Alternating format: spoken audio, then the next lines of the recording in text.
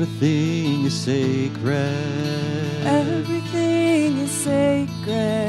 Everything is filled with the divine. Everything is alive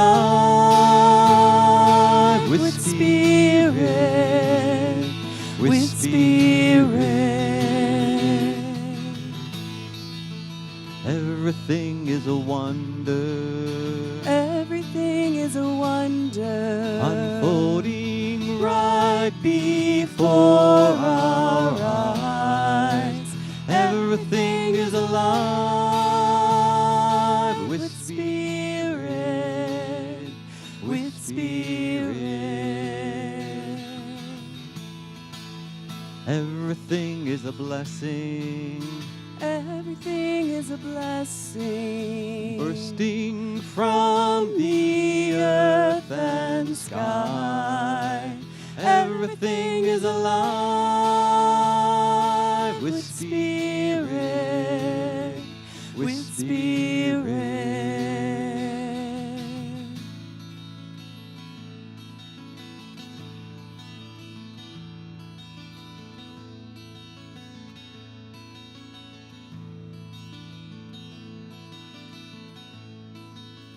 Everyone is sacred. Everyone is sacred. Everyone is filled with the divine. Everyone is alive with spirit. With spirit. Everyone is sacred. Everyone is sacred. Everyone is sacred. Everyone is sacred. Everyone is sacred. Everyone is sacred. Everyone is sacred. Everyone is sacred.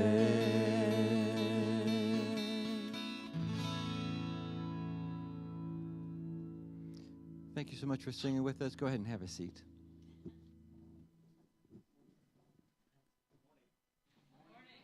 Good morning. There's the one.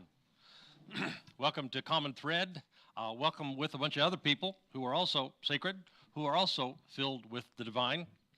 Summertime is almost over. Have you noticed? I've gone out on my back deck and I've seen the first wave of leaves starting to fall, and I think, oh, that it doesn't feel like fall yet, but I can see the leaves. I know it's coming. Traditional school schedule started earlier this week, so kids, a lot of folks are back in school. And it's true for many of us. I know it's true for me, maybe you as well, that we were in school either for a long time or during a very impressionable time in our lives, that it left this idea that something starts in September. It left an imprint on us, and many of us feel it. When September starts to roll around, it's time. Time to make new connections, perhaps. Time to start new projects. Time to shift focus to some point of growth or learning in our lives. And so over the years, one of the things that I've noticed in my own brain, maybe it happens in your brain as well, that we are more open to change when the fall starts to roll around. Next week, what we used to call Club Day, now we're calling Work the Circle Day. That's a placeholder name. I'm sure we'll come up with a very clever name someday. I've seen the slides, and what I've seen coming up is a whole bunch of places this fall to connect with one another. A whole bunch of ways to begin to shift our focus to some point of growth in our lives. Lots of ways to participate in a strategy for change in our lives. Now, you know, like I do, the change is hard, and even the change we want is hard to integrate, to implement. So over the years, I have found it helpful to work with the seasons in which change is easier. September is one of those times. January is another. Sometimes some people find that as we move into the summer months, that's also a time. When change is in the air, it's a little bit easier to integrate change into our own lives. So I hope this fall together we will work with one another to welcome the opportunities for change, to travel this journey of transformation along with one another. So welcome to Common Thread, and hopefully welcome to a season of change in your life as well as my life. Also, if you're a newcomer, you know what, I'm looking at you too. If you're a newcomer, we're still on the newcomer slide. That was just welcome stuff. And if you're online and you're a newcomer, we'd like to send you either in-person folks or online folks a simple email that explains. If you are ready to get connected with the community, how would you do it? And this email will explain all the things. You can use that QR code, or you can go to our app, or you can go to our website, then get connected, then newcomers. Now, that's what. You're going to hear this a lot. If you haven't, well, if you've been here for a while, you've heard this a lot. Afflictive emotions are our friends. You've heard that. When something stirs up inside of us, anger or anxiety or rejection or 100 other afflictive feelings, it's easy to miss that that's a good thing. But it is a good thing because it indicates to us, like a check engine light on the dash of our car indicates to us, that some internal narrative has been crossed. Some core driver of our soul has been poked. And now we get a chance to go look at what that core interior driver is. Those feelings are good friends because they invite us to look at the unseen that we carry around that dictates the terms of our lives. That's why we practice this, do self-awareness practice. It's why we focus on Enneagram.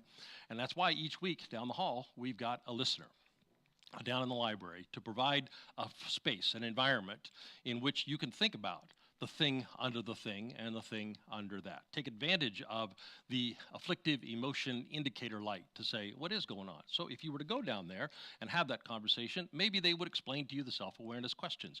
Maybe you would get started on the process and take a few first steps toward it. Maybe what you'd do is set yourself up for a week of reflection, thinking about inviting an opportunity of growth in this week. So that happens down the hallway afterwards. All right, take a breath. And let's say together as we do each week, if you are here, you belong. If you are here, you belong. Okay, that was good, but it wasn't great. Let's see if we could do it great. If you are here, you belong. If you are here, See, you belong. now that was great, see, that was great. And we are, every one of us, carriers of the inner light. We are every one of us So good. carriers of the inner light. And we are, every one of us, carriers of divine breath.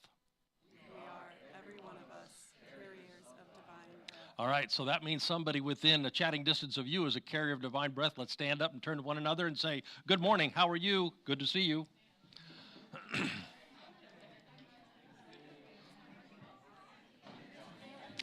And those of you on the live stream, we are very glad you are here. Here before, you know what I'm about to invite you to. I'm about to invite you to connect in a real life with real people kind of way, and to do that online. Tell you a little story. One of the best things that's ever happened in my life was that Denise agreed to travel this life journey with me. Now, there are a lot of reasons for that. But one of those reasons is this. She has helped me understand the difference between what it's like to live in this world as an extrovert and as an introvert. Now, we live in a culture, you probably know this, that's organized to make it easy for extroverts. I am mildly extroverted, not very much, but a little bit. So when the culture insists that I do some extroverted things, I can go there and it doesn't cost me much. But she, on the other hand, is healthily introverted. And that has given me perspective through the years, walking through life with her, how to organize spiritual community for introverts. Stepping into new people's situations, well, that's tough for everybody. But for introverts, it comes with extra cross, especially if there are unorganized, stand around awkwardly moments in which small talk is going to be required. I don't think extroverts like that, but I know introverts hate that.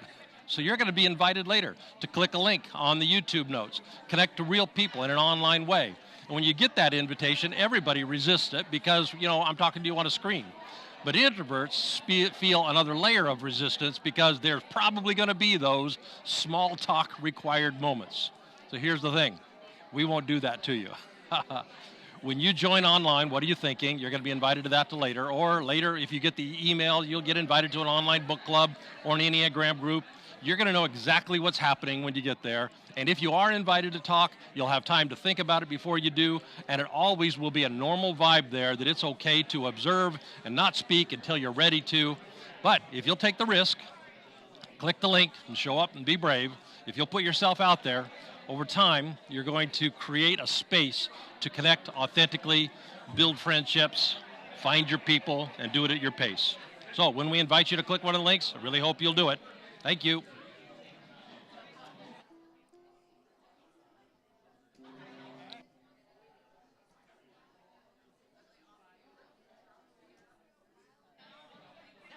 And as you're being seated, got a couple of announcements to make.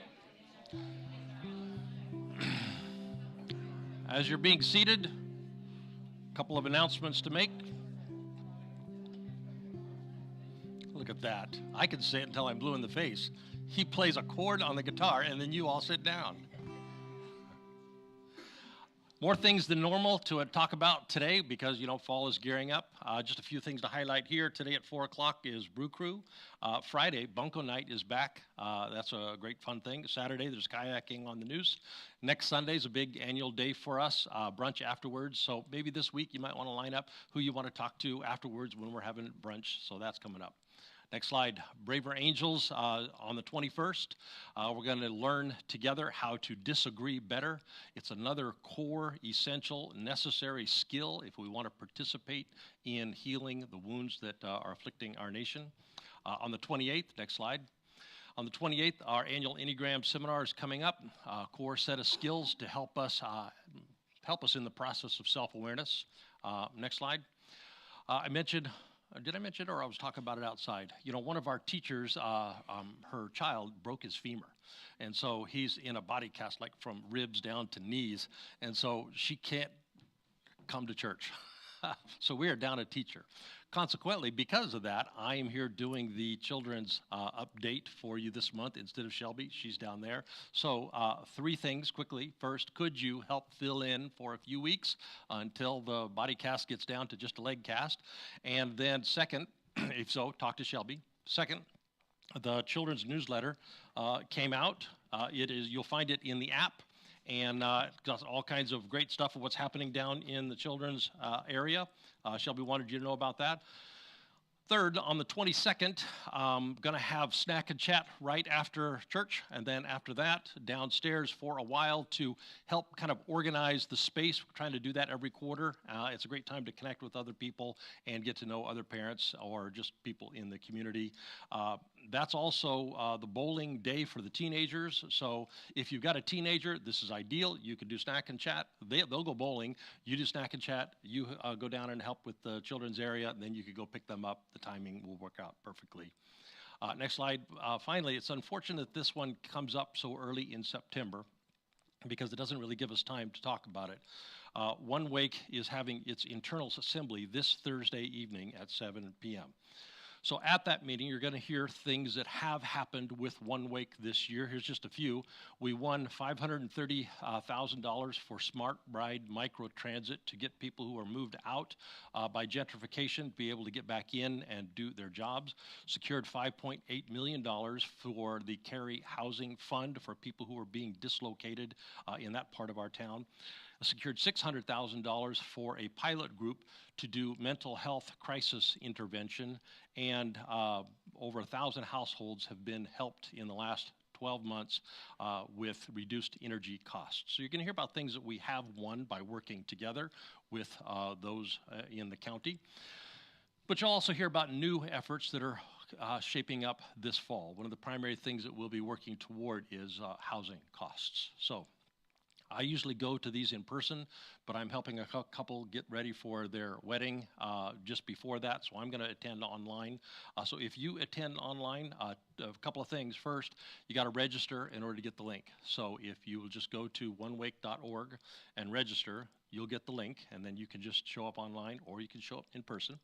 Second, once you're there, put your name in the chat box so I can see you, all right? So that's coming up Thursday.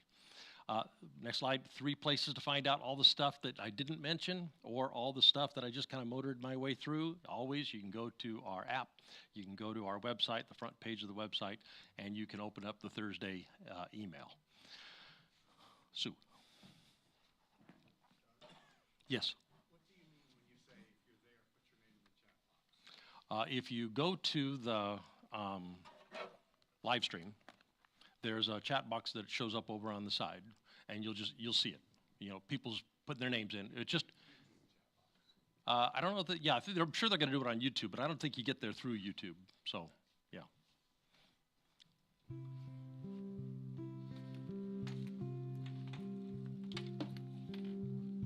Melissa and I are going to teach a new chant today, and we'd like you to learn it with us.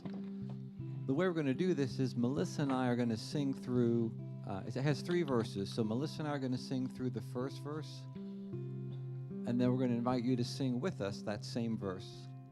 And then we'll go on to the second verse and do the same, and the third verse and do the same. And then Melissa's going to lead us in a contemplative practice. And then afterwards, we'll come back and sing the chant again, but this time we'll do it all together. But for now, just listen.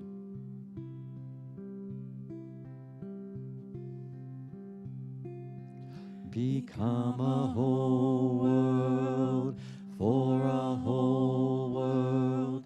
Become a whole world for a whole world. Become a whole world for a whole world. Become a whole world for a whole. Sing with us, please. Become a whole world for a whole world. Become a whole world for a whole world. Become a whole world for a whole world. Become a whole world for a whole world. Listening. Remember the mercy. Remember the mercy. Remember the mercy. Remember the mercy. Singing. Remember the mercy. Remember the mercy. Remember the mercy. Remember the mercy. Listening. Be ye whole as I am whole. Be ye whole as I am whole. Be ye whole as I am whole. Be ye whole as I am whole. Be ye whole as I am whole. Be ye whole as I am whole. Be ye whole as I am whole. Be ye whole as I am whole.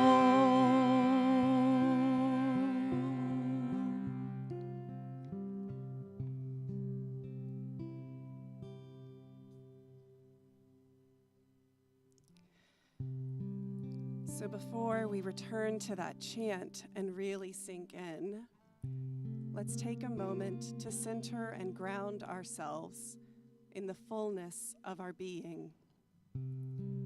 If it feels good to close the eyes, then allow it, or simply let them rest softly open.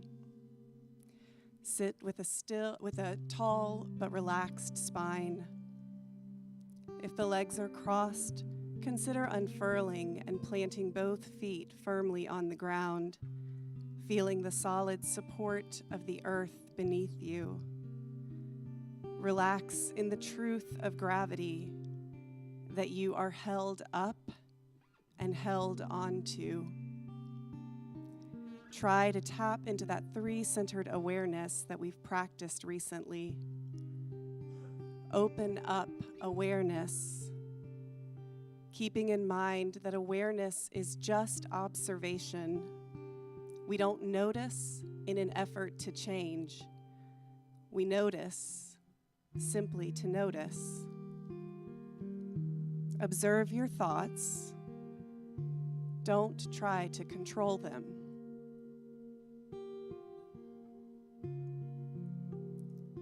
Observe sensations and feelings in your body. Don't judge them or riddle them in story.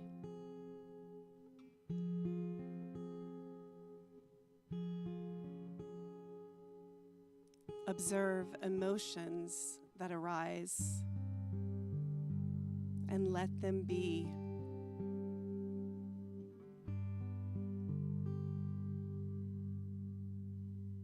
In this space of soft, open, compassionate awareness, begin to breathe with intention. Slow the breath down even more if you can, but paradoxically without trying to control it. Feel the power of the breath, the simple, unassuming, life-giving, and continually re-giving power of the breath. The power to give rest to the heart. The power to bring focus to the racing thoughts of the wild mind. The power to open up space in a constricted and calcified body.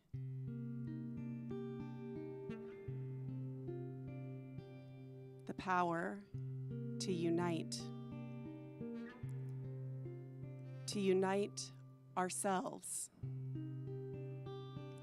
To unite us to each other. To unite us to the natural world. To unite us to Source. The power to make whole. Be ye whole, as I am whole.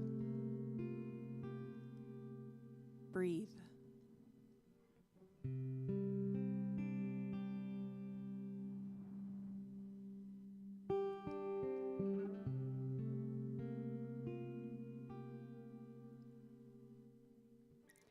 Let's all sing together again from the start.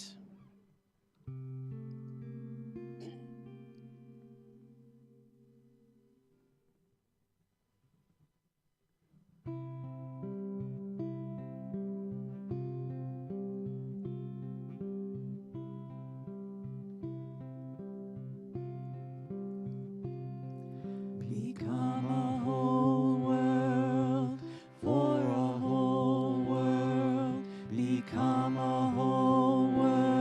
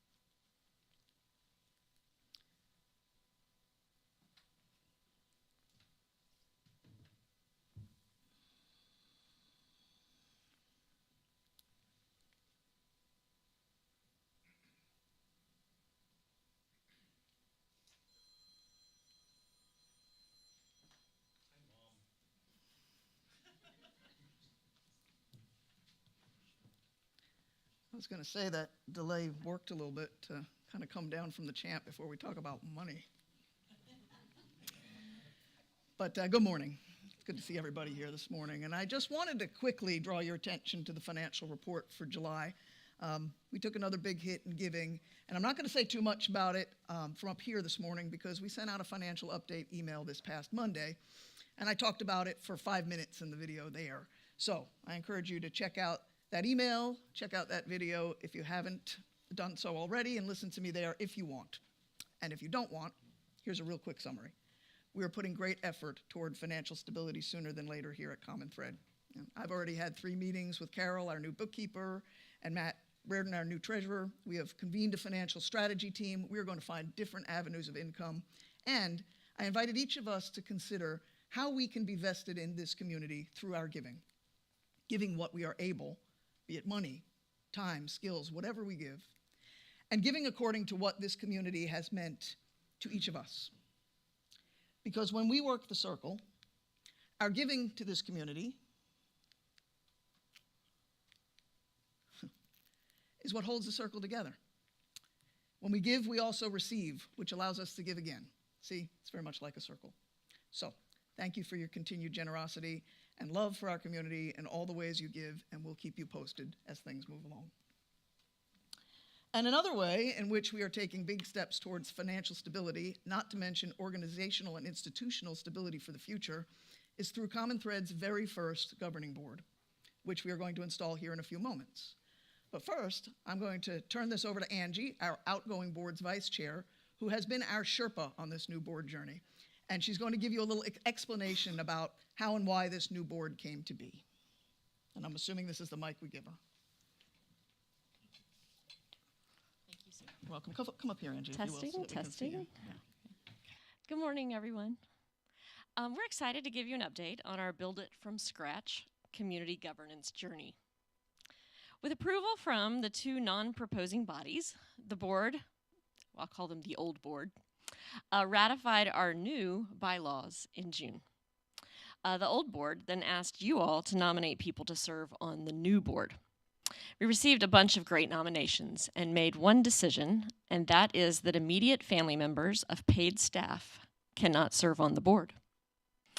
We then reached out to all the other nominees to assess their enthusiasm for the role. And then we got in a room and we had to decide what combination of 5 people would yield the greatest diversity. We considered gender and race and ethnicity, of course, but also Enneagram type, age, gender and sexual orientation, life experience, and skills that lend themselves to the work in this particular season. In a moment, we will introduce and formally install them as our new board. And we want you to watch and listen closely and consider if you think this is a role you would be interested in serving in. Because if you stick around here long enough and you are willing, there will probably come a season where we really need your perspective on the board. This is a building season for the board. They have a lot to consider and decide. And most everything they do will set a precedent that will shape the future. They have met once, and wisely, I think, decided to engage in a process of life story sessions together to build a sense of safety and trust with one another. And then they want to receive a broad briefing about every aspect of this organization. Then they will seek out the perspectives of staff and congregants. So be expecting that outreach later in the fall and consider what you might want the board to know. Remember that this is a laboratory of sorts, and this governance project is not an exception to that premise. We are literally making this up as we go. We know a lot of us are a little cynical about how power can feed ego, and yet this is a community where we push back on the ego-driven life. So I'm excited to see how we can bring decision-making power to a body that does not center ego in their processes, but instead centers love, care, and discernment. I will be stepping back from this project as the board stands up. So the next update you get will likely be from our chair or their designee to be determined at our next meeting. It has been my intense pleasure to bring us to this place, and I excitedly turn the floor over to Sue to help us install our new board.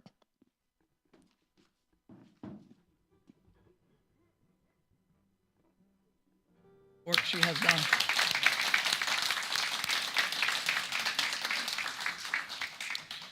So I would like to invite the board members who are here today, and I believe everyone is here but Heather, if I'm not mistaken. So if Carrie, Drew, Matt, and Lena, would you come forward, please?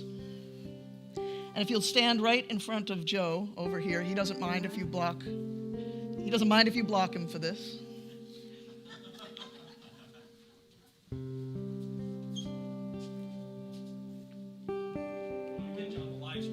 Yes, scoot out, move to the left just a little bit if you will. This was a little tricky figuring out how the placement was going to work this morning, but we got you. So friends, you have been called to be the very first governing body, accountable for both enabling the long-term sustainability and facilitating the execution of the mission of Common Thread Church. On behalf of the Common Thread community, I ask you to affirm your commitments to us as we affirm our commitments to you. So first, I'd like to ask you just a few questions and ask you to respond with, "We do." And if you don't, please sit down.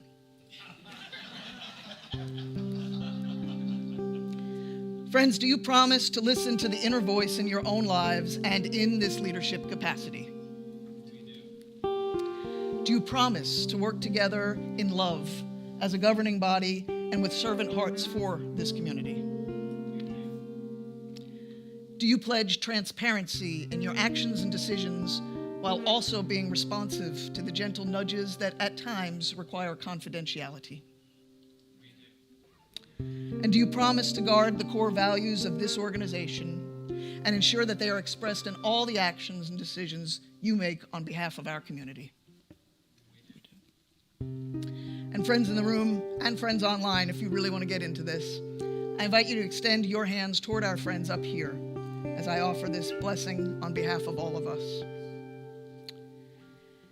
Dear friends, we are so grateful for your willingness to serve, for your love for this community, and your servant hearts. We will support you, affirm you, and continue to express our gratitude to you as you work together for the lasting good of our spiritual community. And may you each be ever more increasingly aware of the inner light and divine love that fills each one of you, that it might pour out through all of you into the life of our Common Thread family. Amen. And with that, I present to you the very first governing board of Common Thread Church.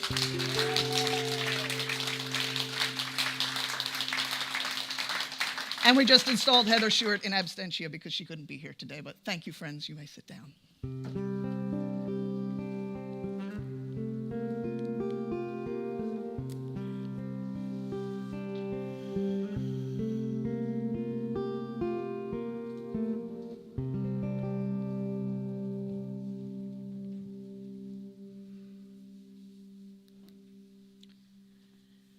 A reading from the Gospel according to John.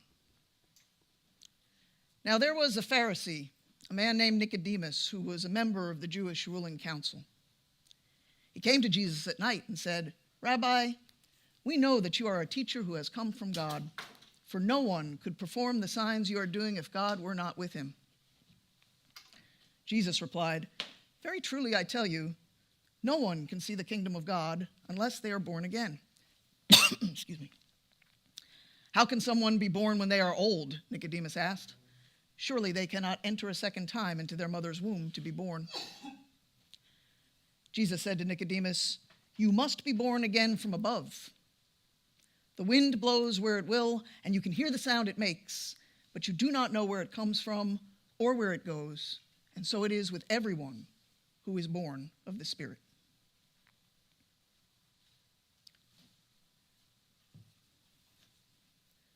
This past Monday, I went to visit a friend, an old friend, someone who has been very dear to me, someone I love very deeply, someone who was once instrumental in cultivating in me the love I have for God.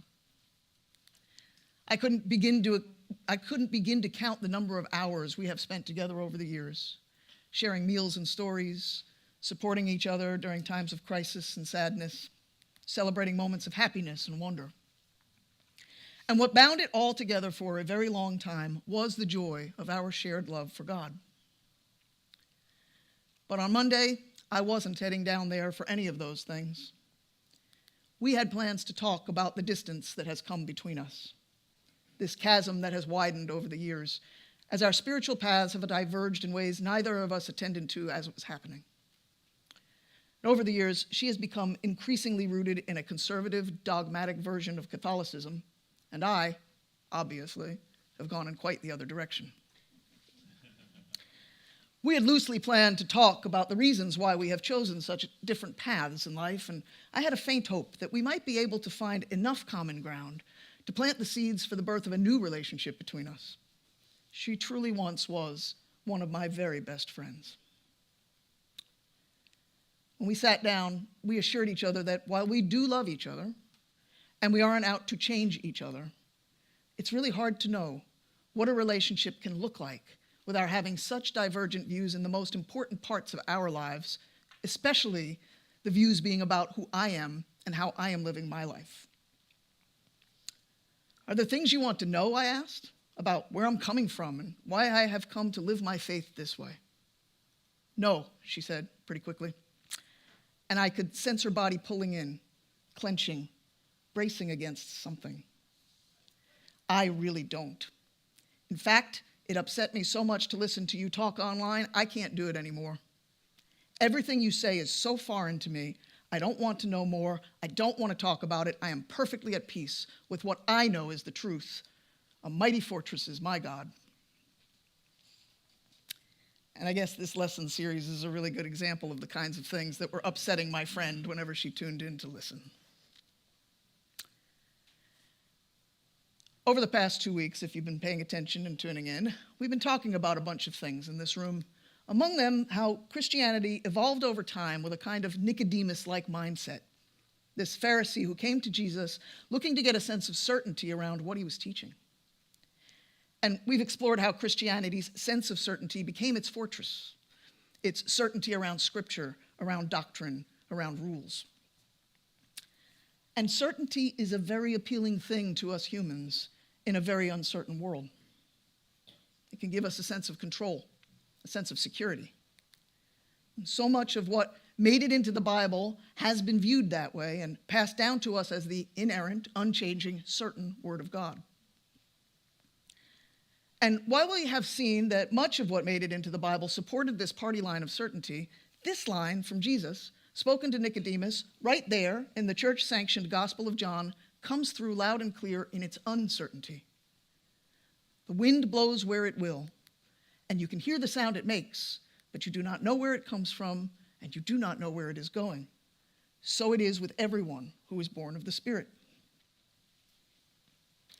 And perhaps because of its message of uncertainty, we don't hear this line proclaimed by our very certain church nearly as often as the one that comes a few lines later, John 3:16, which I'm not going to trigger you with today.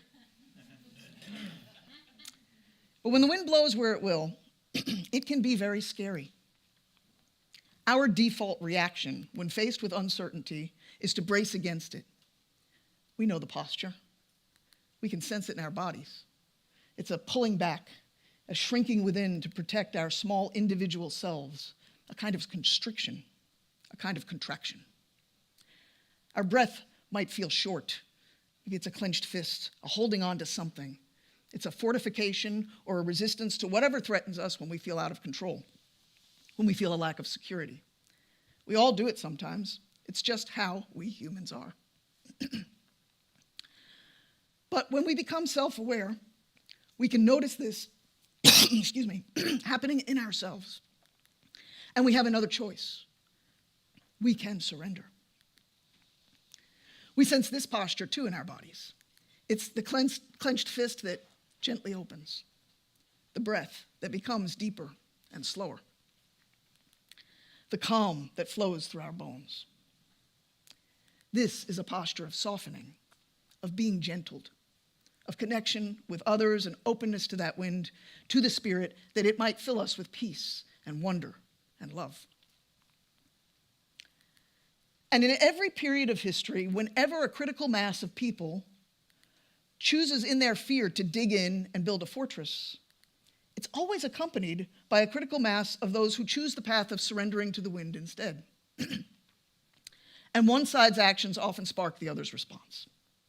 You know, in the case of the church, it started with Jesus of Nazareth and his path of radical revolution. Do not think that I have come to bring peace to the earth, he tells us in the Gospel of Matthew. I have not come to bring peace, but a sword. Now, the problem with doctrinal certainty is that such a comment, when taken literally, might be interpreted as meaning Jesus has called us to fight a battle. Onward, Christian soldiers, let's build a fortress around our unchanging faith and go defend it against the infidels. But no, thank you, John. When you pull back from the literalism, it's really pretty clear that what Jesus was speaking to was the steep cost of being the kind of radical revolutionary that his disciples would have no choice but to become on the other side of being moved by the wind, on the other side of being born in the Spirit. The steep cost that we all must pay when surrendering to that wind.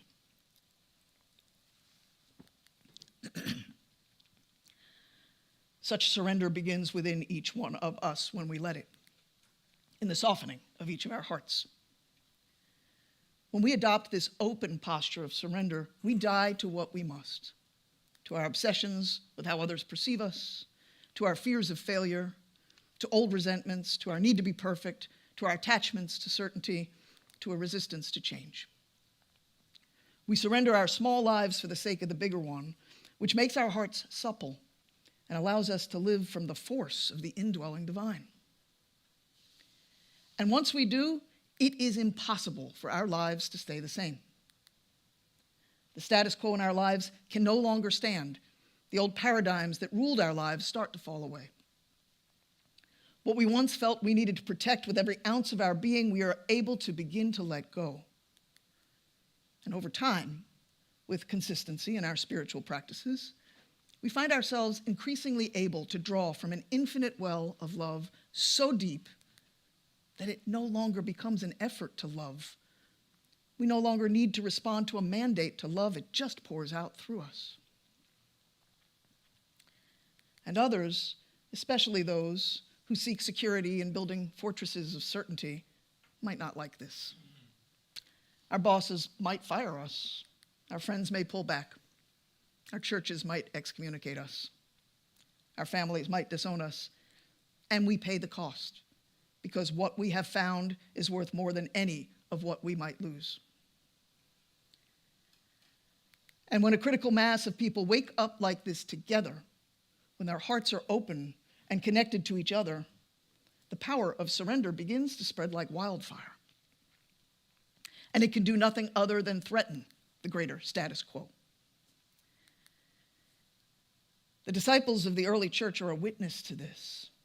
Mary Magdalene, a woman, may well have been the early church's spiritual leader, and this fact alone would have rocked the stability of that culture to its core.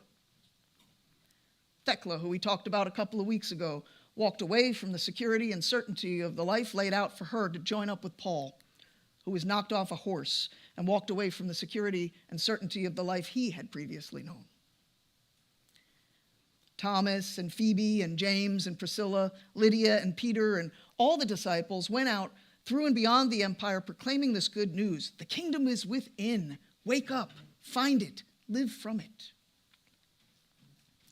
And this movement was such a threat to the powers of empire, many of its followers were arrested for it, beaten for it, and eventually killed for it. From their posture of openness and freedom, these early followers were awake, grounded, calm, and willing to lay it all on the line, meeting imperial force with peace, military domination with surrender, and abject hatred with love. Now, it was the early church that sparked the disruption to the status quo 2,000 years ago. The disruptions of our times are much more complex, a kind of chaos defined by the winds of uncertainty.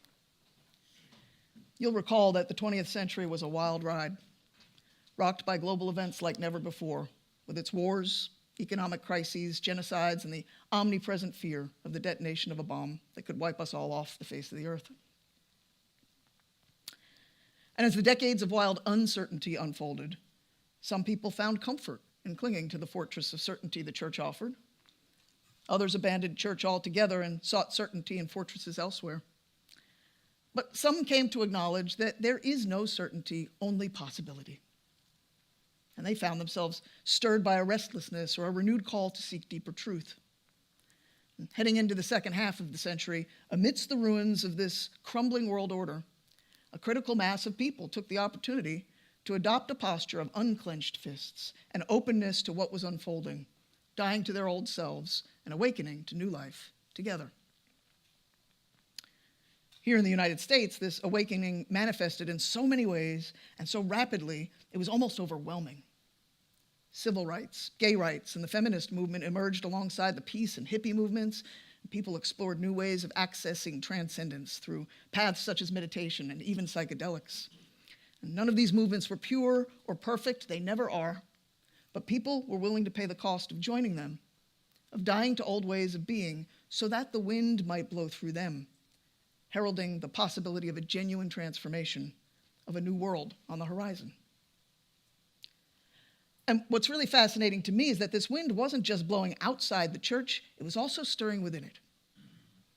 In the Catholic Church, Pope John XXIII convened the Second Vatican Council, which loosened some of the institution's stances of rigidity and certainty to meet the modern world with a posture of openness and curiosity. Monks like Thomas Merton and Thomas Keating started sharing contemplative monastic practices outside their monastery walls, helping regular people like us connect more deeply with the inner light. And the charismatic renewal had people loosening their grip on doctrinal differences and melting the fortresses that were built around their denominations, that they might be open to connection with other Christians and experience a renewed sense of the Holy Spirit together. It was deeply compelling. It was a time when it felt like the church was growing, transforming, blurring its separations, finding a sense of oneness, maybe even shifting from the worship of a deity to an encounter with the divine, where the rules mattered less than the radical love the church just might unleash into the world. But we know what happens when too many people start getting too close to a genuine encounter with the divine. Powers that be don't find that kind of encounter compelling, they find it dangerous. And when something feels dangerous, power tends to fortify against it or even crush it. That might mean hiding books or burning them. It might mean creating a ruling power structure to keep a lid on things or cozying up to those who can help enforce that control. It might mean making rules to keep everything in check and insisting that those rules are binding on everyone in their flock and maybe even beyond their flock. And for a while, that strategy can work really well. Just ask Emperor Constantine and the early church fathers, or just ask Jerry Falwell and the Moral Majority. And I think we all pretty much know this story. As the wind blew through these movements for social justice and spiritual renewal, another force quietly rose in certain fundamentalist Christian circles. These church leaders saw the changing social landscape, women entering the workplace, gays finding a voice, people using drugs on the streets, all these kinds of things, as signs of a need to pull out that sword they thought Jesus gave them, lay down the law, and build a fortress of political power. By the early 1980s, this religious right found a champion in the highest office of the land, impacting our wider culture, but also shifting the focus of many Christian communities, Protestant and Catholic, away from the winds of Vatican II, the charismatic renewal, and contemplative prayer, back toward a more rigid, rules-based approach that prioritized control and certainty over the winds of the Spirit. It was what many people who feared all these societal changes wanted, and the church was all too happy to give it to them. I'm not sure how much this renewed sense of control and certainty really eased the fears of those who were looking for it, but this shift has played an outsized role in our culture's deepening divisions and increased polarization over the past 40 years, not only between religious and secular Americans, but also within Christianity itself. As factions pull back within themselves and rebuild those fortresses, conservative Methodists break away from their denomination over gay rights, Baptists continue to beat each other up over whether women should be in the pulpit, conservative Catholics call the Pope the Antichrist. Former believers leave the church in droves, and old friends can find no common ground when one of them finds security in the fortress and the other finds freedom in the wind.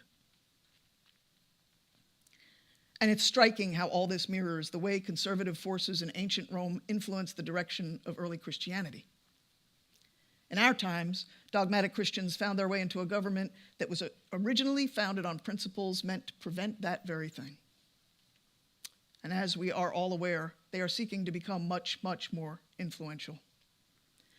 They are wielding a sword indeed, just not the one Jesus brought. It is, in fact, in my opinion, a sword that is being wielded in the direction of their own eventual demise. Because when the church is defined by certainty, power, and control, when it rules with a clenched fist and is concerned with protecting itself, it cannot help but fail to embody the transformative power of the early church. Whether we are talking about the Roman or the American Empire, when the church is more about control than it is about freedom, when it grasps for and gets secular power, how can it be lit up by truths such as the kingdom of God is within, or blessed are the meek and the peacemakers? How can institutional power answer Jesus' call to leave all things behind and follow him? How can an institutional church that fortifies its walls ever let the wind of the Spirit blow through it? Well, it can't. And so, it is dying. But that doesn't mean it can't be born again. In fact, even within the institutional church, the mystical church continues to draw in those who are open to the winds of the Spirit. As I left my old friend's home on Monday night, I got an unexpected text from a young woman who has been on a quest the past few years to find a church home and is considering becoming Catholic of all things, and wanted to ask me some questions about my experience in that church.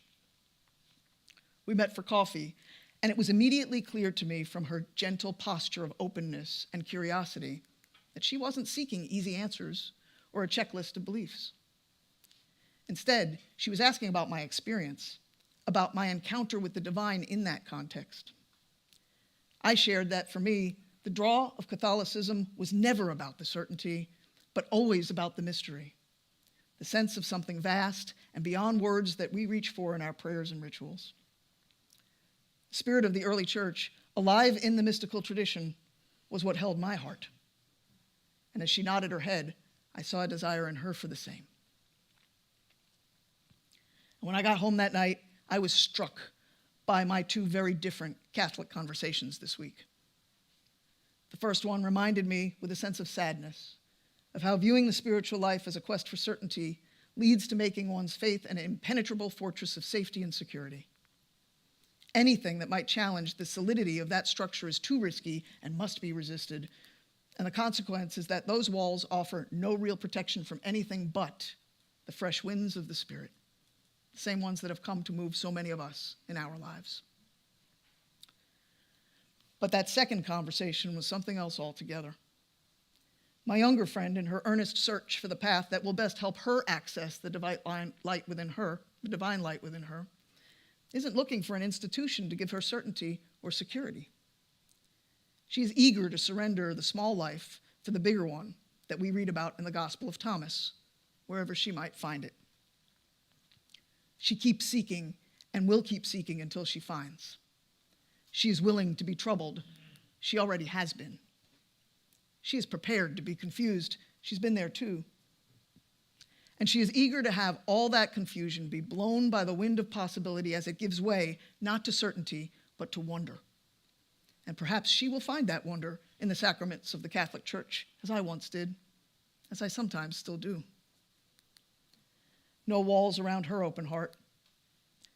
No one knows where the wind comes or goes to, but I wonder with a sense of great hope and joy where those winds will take her, and she does too. What I do know is that even as she is searching for a church to call home, she is the church, and so are we. Just us, a group of people, as the early church was, gathered together for a common purpose.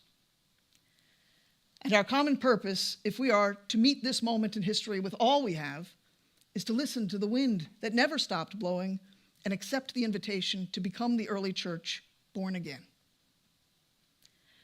Because we are in the midst of some pretty challenging times, some pretty uncertain times.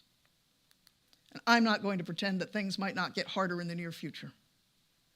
As the old order continues to collapse And as the guardians of the status quo continue to fortify their resolve to keep it, things just might, in their uncertainty, continue to stir up fear in us. But remember, we have the tools, and we have each other. And if each of us must die in order to be reborn, so must this old order, and so too must the institutional church. And we have the power to make this happen, not through our resistance, but through our surrender. And this starts with each one of us. Because whatever posture flows through a critical mass of people is always a reflection of what is happening in the hearts of those people. Any fortresses we build out there are just reflections of the walls we've built in here. And we are human. We will sometimes contract, constrict, clench our fists, and protect ourselves. The path of spiritual growth for us is not about never choosing to fortify when things are uncertain, when things feel out of control, when we're afraid. It's about being more mindful of when we do and learning how to choose that path less often.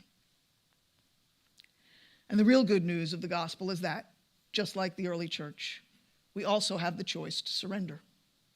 It's never an obligation. There is no coercion in the spiritual life, but it is a life-giving invitation. We can do the work within our hearts to bring ourselves into alignment with deep spiritual truth and cultivate intimacy with the inner light and with each other. This interior work begins to transform us, breaking down the fortified walls we've built inside and out, broadening and deepening our capacity to be present and responsive to the gentle breath of the Spirit that, thank God, guides everything toward the highest good in ways more skillful and subtle than we could ever imagine. And when we align ourselves with one another in this surrender together, we amplify its impact and become integrated with that wind, which blows where it will beyond all our knowing.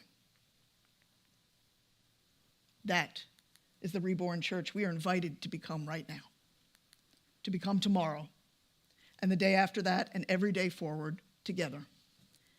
And who knows, maybe amidst the ruins of the old church of certainty, this reborn church of surrender can break down all the fortresses in our world and in our hearts that keep out the fresh winds of the Spirit and midwife a new beginning that breathes new life into us all. And so, indwelling divine, may we ever become the early church born again, with hearts opened to the wind of your Spirit, allowing it to blow where it will, leading us beyond the comfort of certainty and into the depth of mystery as we seek to transform our world through our transformed lives. Amen.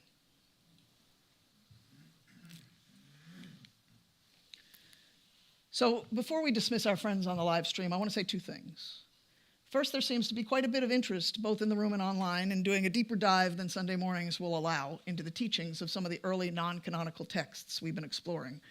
And before we put a solid plan together for what such a deep dive might look like, a book study, a retreat, something else, we aren't certain. We are open to the wind blowing where it will on this one. We just want to get a sense of how much interest there is out there in this general idea. And so if you think you might want to explore all this more deeply, just go to this QR code, let us know you're interested, we'll take it from there, and I'll also post a link in the app. I see a bunch of cameras out here, so I'll wait until you've all done that.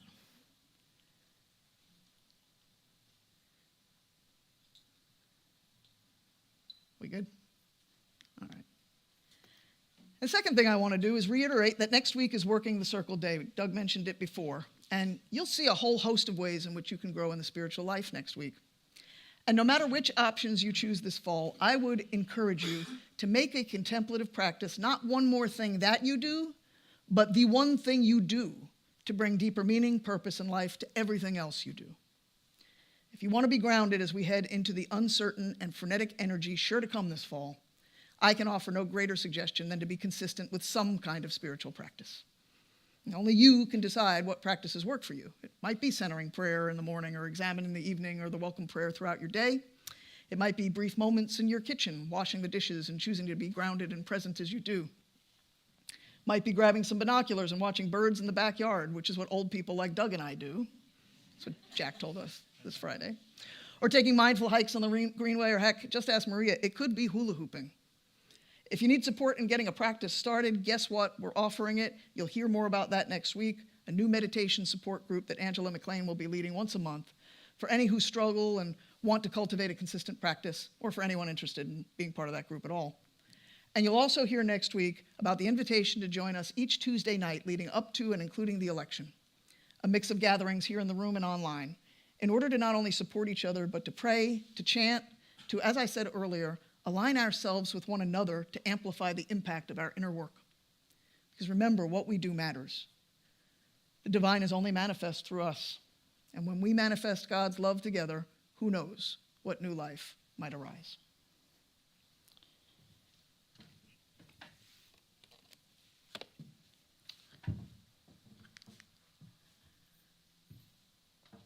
So friends on the live stream, we are getting ready to do what we do every Sunday here in the room. What are you thinking, sensing, and feeling?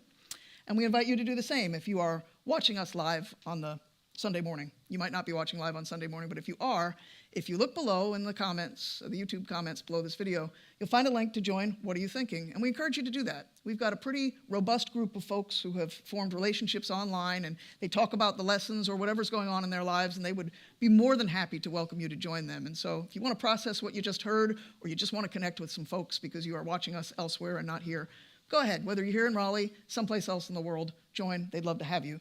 And if you're watching this sometime other than Sunday morning, there's another link in the YouTube comments, and you can go there to get more information about our community and about remote community in particular. And if you are interested, just fill the form out. We will send you some information to get you more connected, particularly from the perspective of a remote community, and welcome you into our Common Thread family to the degree you want to be welcomed in. It's a no-pressure email. You just get some information to begin with, and we just encourage you to do that. We'd love to have you join us in that way. And so if everyone here in the room, if we could dismiss our friends on the live stream by putting one hand on our hearts, remembering that these hearts are called to be supple. When they are supple, there is so much possibility on the other side. The fruits of the Spirit will come through us: patience, kindness, self-control, goodness, all of the fruits that are within us, we are called to share with the world beyond us. And so let's put our hand out to our city and to our world, committing as we do each week, this week, to share what is within us with everyone we meet, with those with whom we live, with those with whom we work, with those with whom we go to school, with everyone we encounter, as we take seriously our commitment to be healers and repairers of our world. Amen. Folks on the live stream, God bless you. You are dismissed. And folks in the room, just take a few moments to sit and be quiet and see what you're sensing and feeling before we jump into what you're thinking.